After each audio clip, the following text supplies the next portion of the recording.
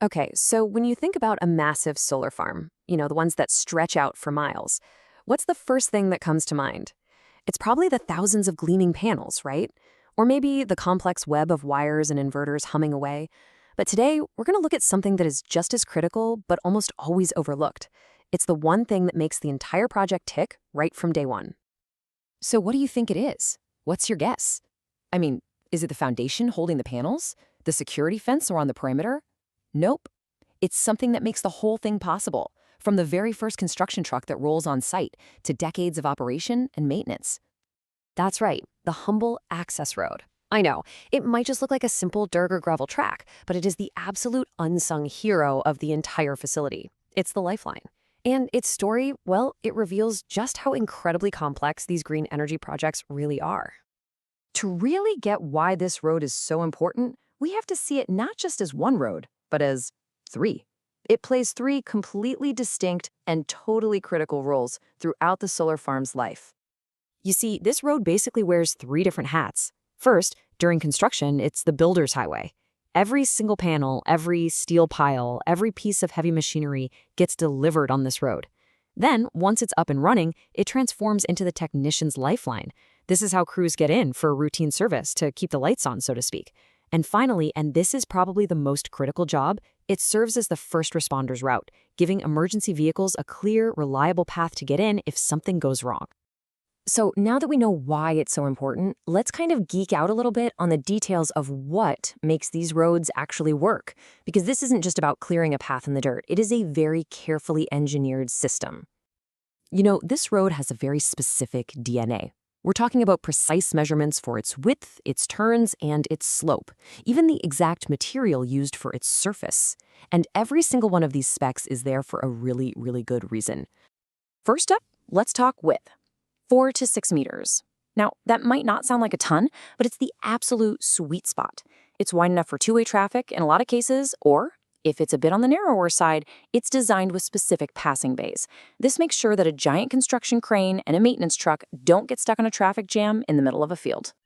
And what about the corners? You just can't have a massive delivery truck carrying millions of dollars worth of solar panels getting stuck trying to make a tight turn. It would be a disaster.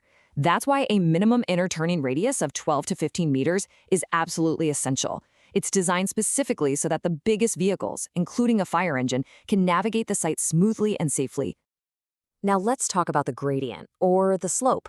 A 12.5% slope, that's pretty steep. Think of a really challenging driveway. This limit is an absolute must for safety.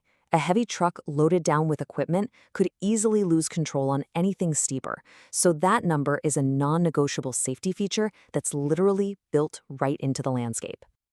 So you might be thinking, wouldn't a paved road be better? But for a solar farm, gravel is king. It's way more cost-effective, it's durable, and it provides a fantastic all-weather surface that can handle the specific type of traffic you see on a farm. Asphalt or concrete, that's really the exception, not the rule. It's usually reserved for special cases like entranceways or if local rules absolutely demand it. And believe it or not, the planning doesn't stop there. There are all these other little details. There's a slight side slope, called a crossfall, just to let rainwater run off. There are drainage ditches or swales to prevent erosion. The road is almost always built around the perimeter, so you can get to everything easily. And you only see internal roads if the site is absolutely gigantic. Every single detail is thought through. Now, it's important to remember that these design choices aren't just good ideas. A lot of the time, they are the law. Engineers have to follow a pretty strict rulebook, especially when it comes to safety and emergency access. So, let's take a look at a real-world example. These are the standards from the New South Wales Rural Fire Service in Australia, and the requirements are incredibly specific. The surface must be all-weather. Any narrow roads need passing bays every 200 meters. There has to be at least 4 meters of vertical clearance for fire trucks to get through. It's a comprehensive safety checklist.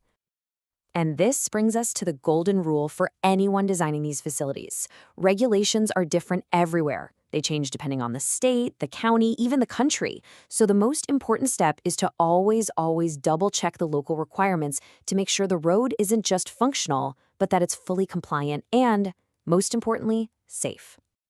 So the next time you see a solar farm, maybe driving by one on the highway, look past the panels for a second and see if you can spot the road. Because it's so much more than just dirt and gravel.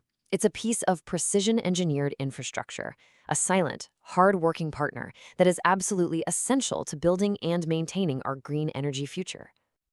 And that kind of leaves us with a fascinating question to think about, doesn't it?